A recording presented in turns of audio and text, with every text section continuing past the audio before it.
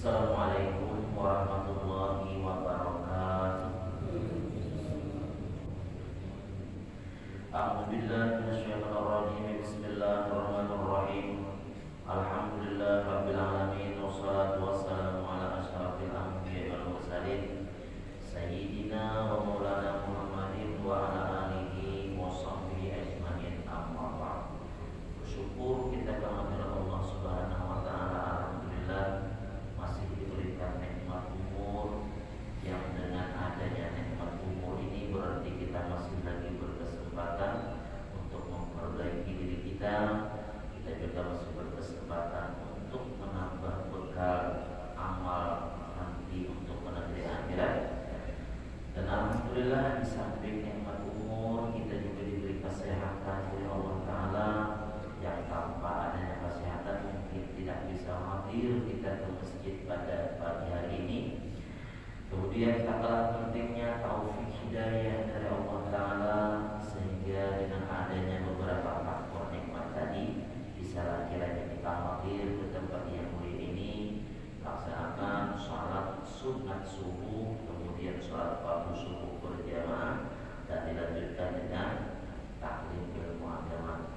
Mudah-mudahan kita harapkan Allah Ta'ala terima seluruh ibadah kita, dosa kesalahan diampuninya, segala hajat dikabulkannya, urusan kita dimudahkannya, dan diberi tambahan pengetahuan ilmu agama yang membuat kita bisa ma'rifat kepada Allah Ta'ala dengan sebenar-benar ma'rifat. Amin ya rabbal alamin.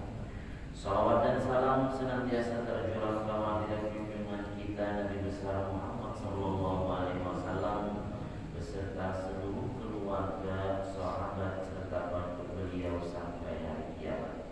Mari kita perbaharui niat aktikat kita di masjid ini yang sering lupa. Nawaitu an a'taqifa fi hadzal masjid sunnatan lillahi ta'ala. Sengaja aku beraktikaf pada ini masjid sunat atasku karena Allah Ta'ala.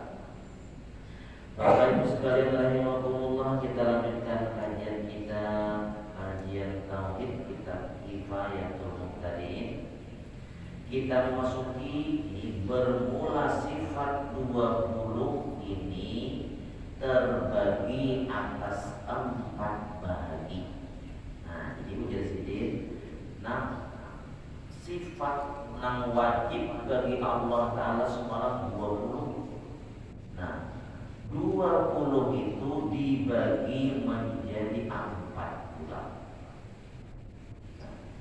Ada yang namanya sifat nafsiyah, yang kedua salbiyah, dan yang ketiga ma'ani, dan yang keempat maknawiyah. Sifat itu sesuatu yang memberikan kita petunjuk kepada keberadaan wujud.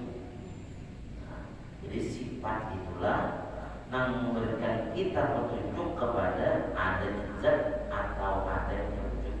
Tahu sifat baru tahu wujudnya. Misalnya sifatnya sakit 4, bertisnya 4, itu sifatnya tahu berarti.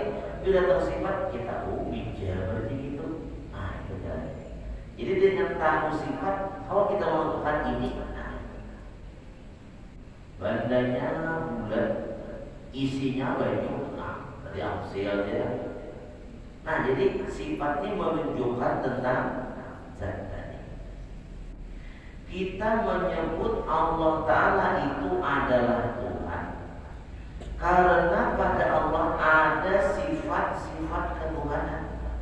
Nah, jadi dengan kita mengenal sifat Allah Ta'ala ini sifat berbeda dengan sifat kita. Nah lalu di situ kita kenal bahwasanya Allah Ta'ala itu adalah Tuhan karena kenal dengan sifat-sifatnya.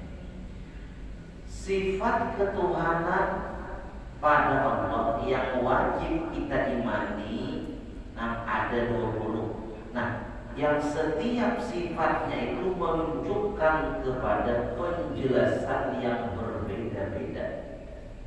Tidak kisahkan 20-nya semalam. Dengan mengenal sifat-sifatnya itu, kita menjadi kesimpulan berarti Tuhan. Nah, jadi kenal sifat secara mengenal zat.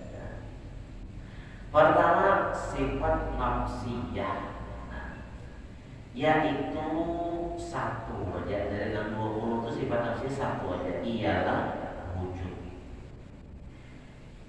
Ini takrif sifat nafsiyah. Apa saja arti nafsiyah?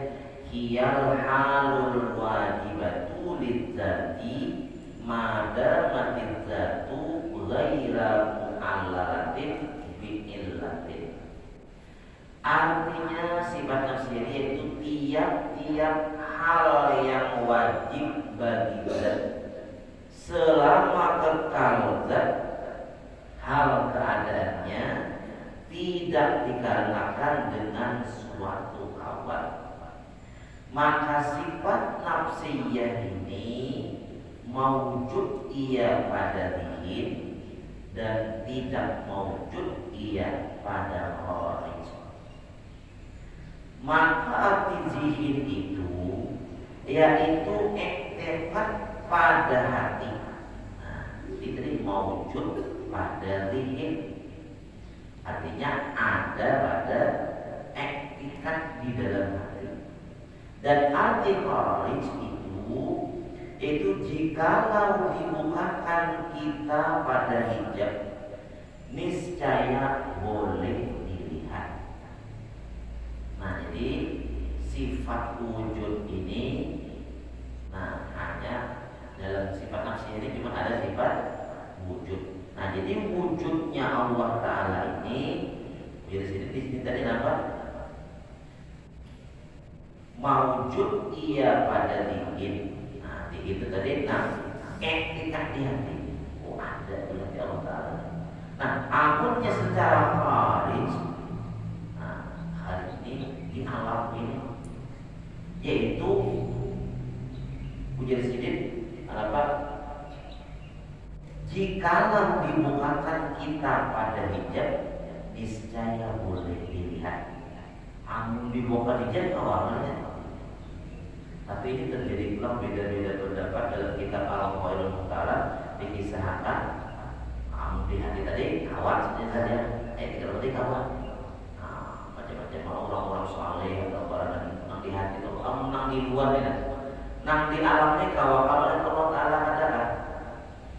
Terjadi beda pendapat dalam kitab Al-Qawaidul Mukhtalah. Ada yang mengatakan nang kawa melihat itu cuma nabi-nabi, ada dua. Amun para wali kan mau terbuka hijab kau lain. Nah, cuma dari kalau dibuka hijab cuma ya Nabi Musa aja tahan ya. Nah, jadi tahan. Nah, amun di akhirat sepakat para ulama Allah Ta'ala kawa jadi dilihat. Amun di dunia itu terbagi beda-beda pendapat. Tapi kalau ada yang mengatakan hawa aja dilihat di dunia ini. Kenapa? Karena Nabi Musa pernah meminta kepada Allah untuk melihat Allah. Nabi Musa ini kan ngarannya Nabi itu pasti ya, masalah etika ini ahli. Nabi Musa meminta nak melihat, berarti hawa aja dilihat. Soalnya Nabi Musa anak minta supaya kawan melihat. Nah, berarti kawan dilihat. Artinya kada kawan dilihat, kada mungkin Nabi Musa meminta akan melihat Allah Subhanahu Wa Taala. Nah, kurangnya itu tadi. Nah, cuma Nabi, kalau Nabi, daerah tadi maksudnya kalau amun di dunia, ya terjadi khilafiyah tadi. Amun di hati, di mimpi bisa kan kayak Imam Hambali bermimpi bertemu Allah Subhanahu Wa Taala 99 kali, bayangkan. Tapi di mimpi ya. Ujar Imam Hambali, kayak apa juga bila kaifin ada orang kayak apa? Kalau sih bergelitik anda ini aku kamu Imam Hambali sekali lagi nanti aku mimpi Allah Ta'ala ada nanti kita gunakan. Pas kami mimpi nangka 100 ketemu ya Allah. Apa amalan seorang hamba ini yang mempercepat seorang hamba hampir lawan apa yang ujar Allah Ta'ala dalam mimpi tadi? Dikira hati kalami dengan membaca kalamku, itu fahmin au bi ghairi fahmin. Itu syaratnya harus paham kayak Allah. Puji Allah Ta'ala bi fahmin au bi ghairi fahmin. Paham, ada paham apabila baca Al-Quran, mempercepat diri seorang hamba hampir kepada Allah. Nah, jadi Imam Malik pernah bermimpi bertemu Allah. Yang di hati bahwa amun di dunia ini amun ada di mimpi maksudnya nih. Nah, yang pada di hati di dunia ini, nah itu kecuali dari orang yang dilupakan yang oleh Allah Subhanahu Wa Taala. Hadirin sekalian, nah jadi sifat yang berhubungan nafsiyah ini sifat yang berhubungan dengan zatnya Allah. Ya, sifat yang menetapkan adanya Allah untuk menetapkan wujudnya Allah tanpa ada tambahan pada zat. Nah, itu jadi yang menunjukkan kepada jati dirinya Allah, yaitu sifat wujud, artinya ada. Sesuatu yang asli adanya hanya Allah. Nah, kalau kita ini diadakan, nanti nafsiyah ini membagi, artinya sifat 60 dibagi kepada apa? Nafsiyah ini adalah apa? Menunjukkan kepada adanya Allah. Itu aja seperti kadang lagi tambahan. Ini kisah wujud aja Allah masalah sifatnya baru lagi. Pokoknya di sini di nafsiyah ini cuma ada satu wujud Allah Ta'ala itu ada, dan ada lagi tambahan pada zat. Nah, jadi nafsiyah satu aja dulu. Nah, karena adanya Allah adalah ada yang asli, sedangkan adanya kita diadakan. Nah, itu yang wujud-wujud mawujud tadi, yang wujud cuma Allah Ta'ala. Fir'aun pernah mengaku menjadi Tuhan. Kemudian Nabi Musa mengenai Fir'aun, "Nah, maulah abadikan Tuhan yang mana?" Karena itu Tuhan dulu pada. "Nah, maulah abadikan Tuhan yang mana?" Nah, lalu Fir'aun tidak ada menjawab, dan di situ banyak anak buah Fir'aun yang beriman lawan Nabi Musa. Mengaku Tuhan, berarti siapa mula Tuhan lagi? Mau dikami Tuhan jadi Musa, nang ulang abaikan itu Tuhan yang mana?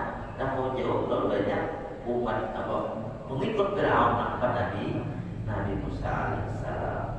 Hadirin sekalian, jadi nafsiyah ini menunjukkan kepada satu wajah wujud. Nah, sifat Allah wujud ada, itu aja dulu. Kemudian yang kedua sifat salbiyah, yaitu 5.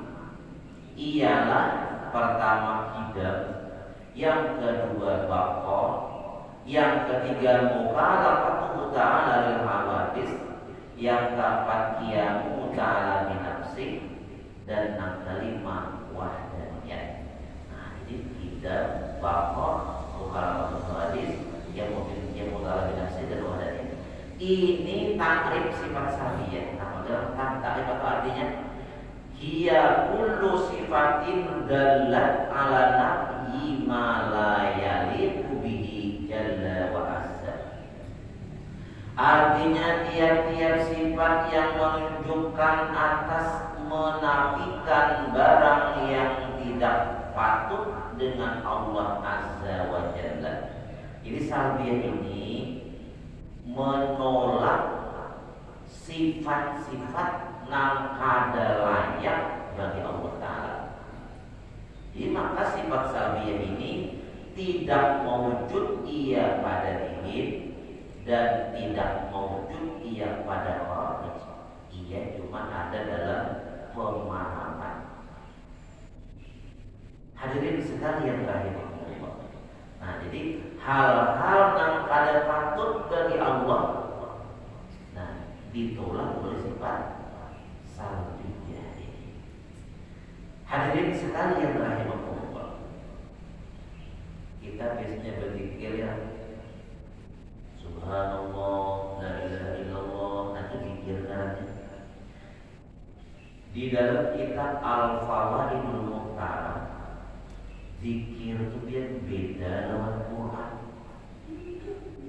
Nah, yaitu kalau kita membaca Al-Quran, tahu artinya kadang itu berpahala.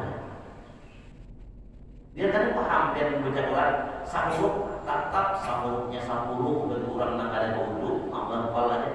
Bagi orang yang wudhu 25 setiap hurufnya, meskipun paham ada paham kan. Nah, beda dengan zikir atau tasbih. Nah, karena zikir itu hatinya ingat, mulutnya menyebut la ilaha illallah, tiada Tuhan selain Allah. Subhanallah, maha suci Allah. Jadi untuk berucap hatinya hanya berpahala. Nah, kemudian ketika kita bertasbih, subhanallah, subhanallah, maha suci Allah, jadi hati kita maha suci dari apa? Nah, jawabannya dia sifat salbiyah ini. Jadi ketika kita mengucap subhanallah maha suci, pertama yaitu tadi apa? Allah bersifat qidam, artinya adanya tidak ada permulaan. Jadi ketika kita subhanallah, subhanallah, maha suci Allah di hati. Nah, maha suci itu pertama daripada Allah Ta'ala itu ada permulaan. Nah, karena Allah Ta'ala bersifat qidam. Jadi kenapa? Nang dinyatakan itu ada dalam subhanallah, kan diingat apa-apa. Nah, ada pahala karena nambah pahala itu kan itu cuma Quran. Tadi kalau zikir dan tasbih seharusnya ingat. Nah, jadi pertama maha suci Allah dari bersifat ada permulaan, karena Allah Ta'ala qidam sifat ini. Kemudian subhanallah tadi, maha suci Allah Ta'ala daripada binasa, karena sifat Allah Ta'ala baqa. Nah, dia bakal kekal. Maha suci Allah Ta'ala daripada binasa atau ada akhirnya. Ada bagian maha suci daripada itu. Kemudian di sifat salbiyah ini ada mukhalafatu ta'ala hadis, bersalahan Allah Ta'ala bagi segala yang baru. Jadi ketika kita bertasbih subhanallah, nih nang dikatakan maha suci dari apa? Dari menyamai lawan nang baru. Ada sama Allah Ta'ala. Karena sifat Allah Ta'ala mukhalafatu lil hawadis, ada sama lawan nang baru. Kemudian lagi subhanallah tadi maha suci dari nah keempat ia muta'ala binafsi, yaitu Allah Ta'ala butuh pertolongan kepada orang lain atau butuh alat untuk menciptakan sesuatu, maha suci daripada itu. Kemudian kalimat wahdaniyah dalam sifat salbiyah ini artinya Allah Ta'ala cuma satu. Jadi ketika kita mengucap subhanallah maha suci Allah Ta'ala itu ada Tuhan lain selain Allah.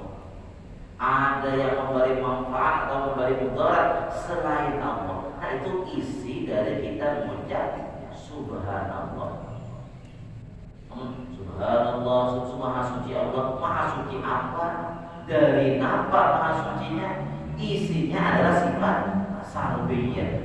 Jadi ketika kita mengucap subhanallah, maha suci Allah daripada sifat ada permulaan, maha suci dari ada keapian, maha suci dari sama lawan makhluk, maha suci daripada Allah Ta'ala perlu pertolongan orang lain, maha suci Allah daripada ada Tuhan selain Allah.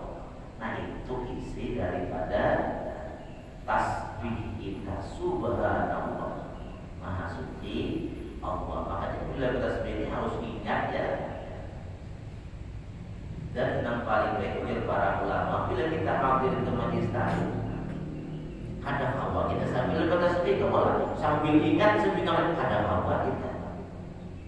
Nah, ini yang paling baik bila di majlis. Dan masyarakat amun bertasbih ada waktunya karena perlu ingat mau diingat yang ada pahala. Nah, hadirin sekalian rahimahullah. Nah, jadi itu penjelasan sifat salbiyah ini. Nah, mengingat yang 5 ini ketika bertasbih dalam sembahyang lebih baik daripada memaknainya. Nah, yang disuruh dalam sembahyang adalah ingat. Subhanallah wa bihamdihi. Kan Maha Suci Allah nih. Bertasbih baik itu pada rukuk atau pada waktu i'tidal. Kita ingat ini aja, tidak usah dimaknai. Ingat Maha Suci Allah daripada daripada permulaan, dari pihak sama lawan makhluk, kemudian lagi perlu bantuan dan ada Tuhan selain Allah. Nah, jadi sifat nafsiyah dan sifat salbiyah ini tidak bisa kita lihat pada dirinya Allah, hanya bisa kita pahami untuk mengenal Allah Subhanahu wa taala. Jadi tidak menyebabkan kalau dilihat ya, bahwa karena Allah itu memang tahu bisa dipahami. Hadirin sekalian rahimahullah. Kemudian ada pun yang ketiga, sifat ma'ani pula. Nah, yaitu sifat ma'ani 7. Ialah qudrat, iradah, ilmu, hayat, sama, basar, dan kalam. Nah, qudrat artinya kuasa, iradah artinya berkehendak, ilmu artinya tahu, hayat artinya hidup, sama artinya mendengar, basar artinya melihat, dan kalam artinya berkata-kata. Tidak ada tujuh. Ini takrif sifat ma'ani. Hiya kullu sifatin mawjudatin qaimatin bimawjudin aujabat lahu. Artinya tiap-tiap sifat yang mawjud, yang berdiri ia dengan yang mawjud, yakni zat yang mentabitkan baginya suatu hukum, maka sifat ma'ani ini mawjud ia pada diri dan mawjud ia pada kharij. Nah, jadi pertama tadi nafsiyah, zatnya itu ada. Kemudian zatnya ini ada sifat salbiyah. Zatnya ini orangnya ada permulaan, ada amrihan, kemudian ada sama lawan makhluk, kemudian lagi ada perlu bantuan orang lain, dan cuma satu ada dan yang lain. Nah, jadi zat namanya sifat salbiyah namanya, tapi kan kada pada tadi ada sifat ma'ani pula, ada padanya pada zatnya Allah, yaitu 7 macam. Nah, jadi sifat ma'ani ini, nah, jadi kalau sifat salbiyah nafsiyah derajatnya bukan maujudiyah, kalau dilihat tadi hanya bisa dipahami dalam arti tidak bisa dilihat dengan mata. Nah, sifat ma'ani maujudiyah, wujudiyah artinya khawatir dilihat, derajatnya sampai kawal dilihat. Nah, maksudnya kudratnya kalau dilihat, Allah Ta'ala bukan hanya kawal kita melihat kudratnya Allah, iradahnya Allah, ilmunya Allah, hayatnya Allah, samanya Allah, basarnya Allah, dan kalamnya Allah. Ini kalam tadi dibukakan hijab. Nah, kemudian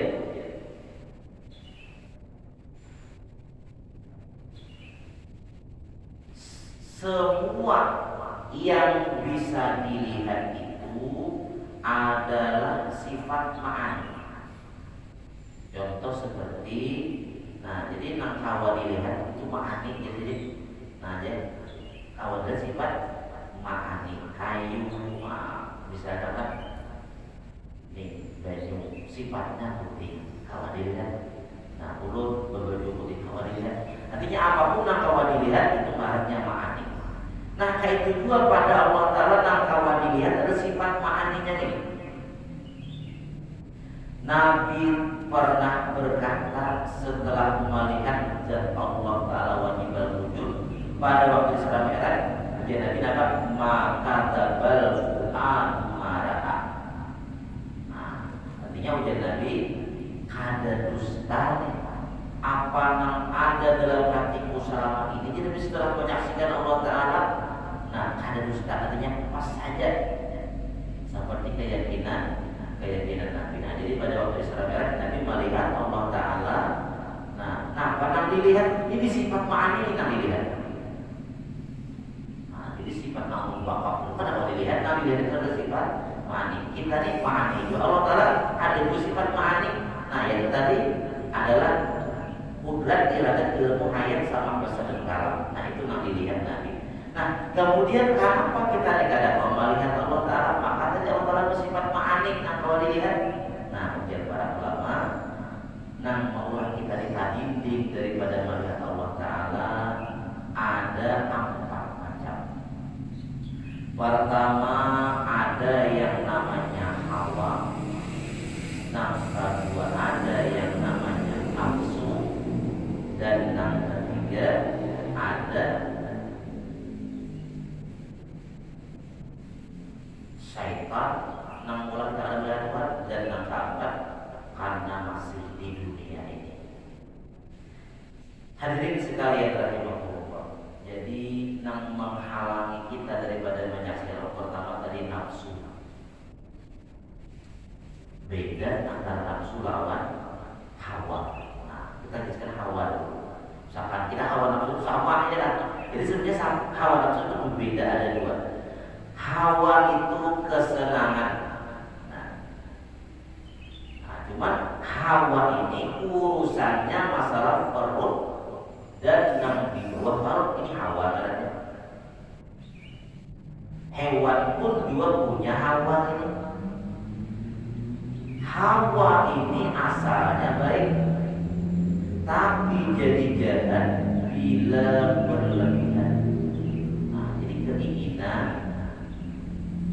nah urusannya perut. Dan yang dibawa baru ya kemauan. Nah keinginan itu sebenarnya boleh aja, cuma dia jadi jahat bila dia berlebihan. Anak makan boleh, cuma anak mandaki pun orang anak terlalu jadinya jahat. Babini boleh, tapi mau mandaki bini murah tak ada juga berlebihan caranya. Nah jadi ini hawa sebenarnya keinginan yang boleh, cuma jadi jahat bila berlebihan. Ada hawa kepada diri kita. Hewan ada dua hawa, keinginan itu ada. Nah kemudian ada nafsu. Nafsu ini keinginan untuk lebih baik. Nah, beda amun hawa tadi cuma keinginannya aja. Pasal kol dan kemauan. Amun nafsu ada keinginan untuk lebih baik. Asalnya nafsu ini baik, tapi bila berlebihan bisa ada baik lagi juga. Misalnya handap berisi rumah baik, tetapi jadi cara baik bila berlebihan. Aku aja nak isi rumah orang jangan. Handap jadi namaran, ada keinginan untuk lebih. Handap boleh. Tapi nanti ya, orang ada pengharapnya, aku aja nangharapnya, cuma jadi jahat.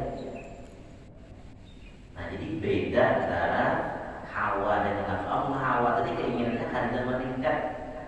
Contoh misalnya binatangnya kan ada anak meningkat, dadanya hawa jadi nafsu dada. Tapi bintang gitu. Mulai hari jadinya mau ulah sarang itu, ya ada anak meningkat, ini kalau kan bertingkat tak ada. Terbuat dari apa ada beban ini gitu jadi kenapa ini memang besi hawa ada keinginan memang ada beban ada kita manusia selain hawa ada besi nafsu ada keinginan meningkat lagi berisi rumah asalnya kayu nak jadi samin sudah samin nak meningkat ada keinginan untuk meningkat asalnya boleh aja ya jadi masalah Tuhan tadi hawa dan nafsu ini karena kayaknya tak berlebihan Pak. Seorang anak-anak orang jangan ada namanya aku aja deh. Nah hadirin sekalian rahimahullah. Nah jadi ini hawa dan nafsu termasuk yang menghalangi kita daripada melihat Allah berikut.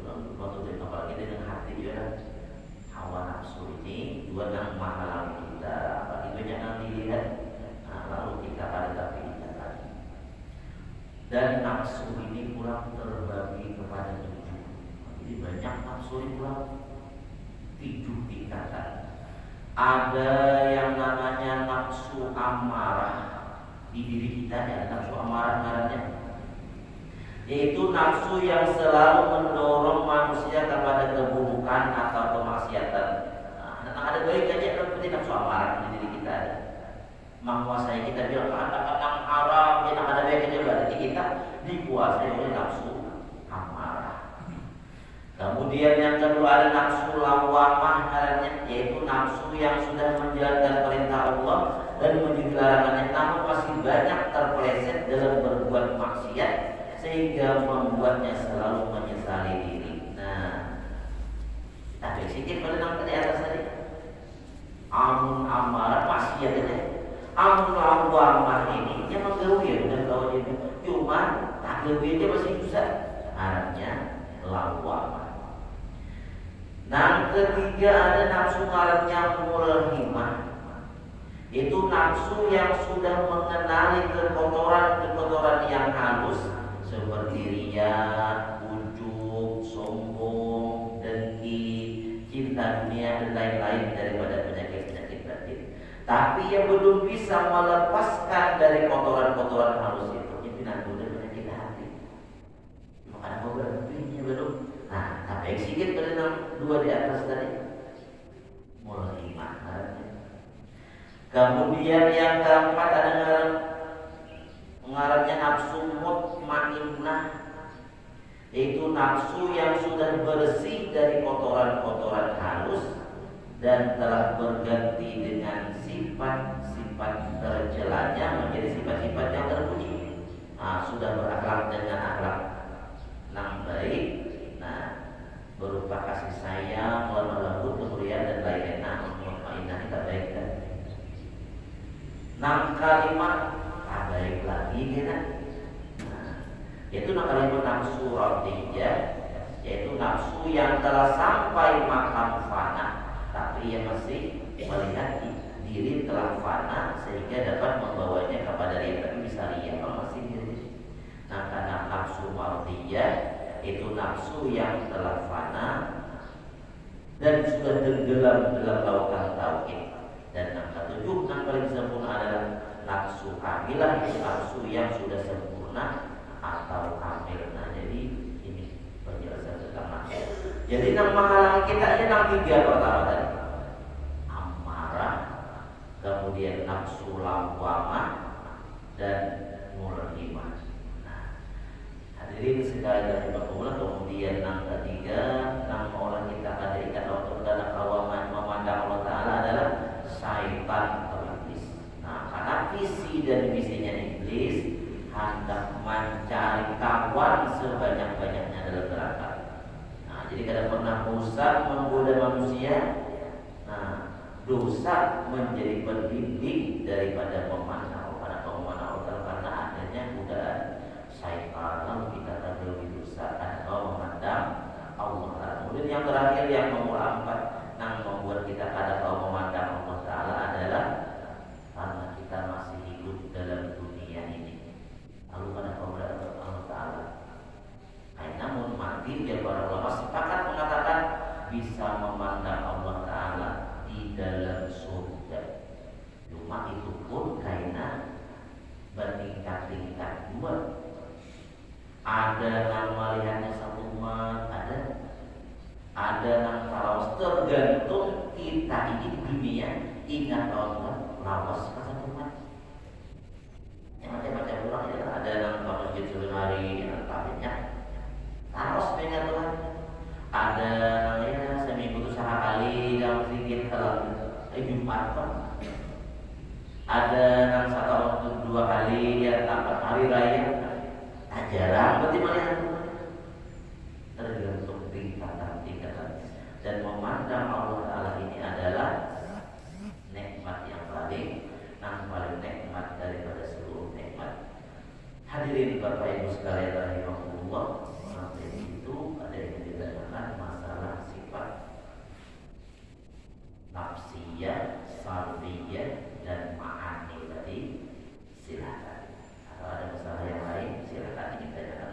ini boleh, bapak-bapaknya, ibu-ibunya. Ini bisa kita segini sampai sekali kan. Saat ini masih lima ada namanya lagi, silakan yang kita nyatakan. Boleh masalah ini atau masalah yang lain juga atau boleh juga. Salah kalau bisa ada yang memang ya.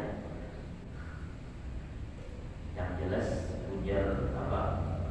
Abdullah Nasar bin Muhammad As-Samarkandi dalam kitab beliau Tanbihul Ghafilin, bila orang jadi tulah pada ngajian paham gak ada paham kan, yang jelas dia sudah dapat 7 keistimewaan.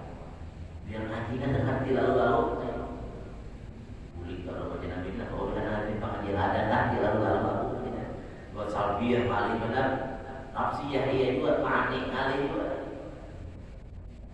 Ini orang yang ada paham nih ujar lapangan mulai 7 keistimewaan sudah. Belum bicara orang yang paham. Nah, pada 7 keutamaan nang ujar Nabi lebih afdal daripada sembahyang sholat 1000 rakaat dan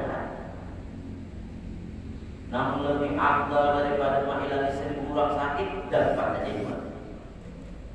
Nang lebih afdal daripada menghilangkan 1000 jenazah ke kuburnya dan pada jiwa, meskipun orangnya ada paham lalu-lalu. Kemudian keutamaan nang ujar Nabi innal malaikata la tadhu ajnihataha li talabil ilmi ridwan bima yatlub. Sesungguhnya malaikat rahmatnya Nabi menaungi dengan sayapnya orang yang mau hadir ke majelis ilmu, karena senang ia mau hadir ke majelis ilmu meskipun tidak ngerti itu. Maka dia harus mau untungnya orang berdoa pengajian tapi di majelis diselimuti dengan rahmatnya Allah. Boleh kamu mah rahmat Allah Ta'ala dibawanya rahmatnya, sehingga rumah tangga kurang tangkap 7 pengajian penuh dengan rahmatnya Allah Ta'ala. Mudah-mudahan kita dan keluarga kita diberi rahmat Allah Ta'ala. Amin ya rabbal alamin. Dan banyak lagi di antaranya tiap langkah kita yang kita langkahkan dan ada nilai pahalanya. Di antaranya lagi kita berusaha terpelihara daripada dosa, itu sebagian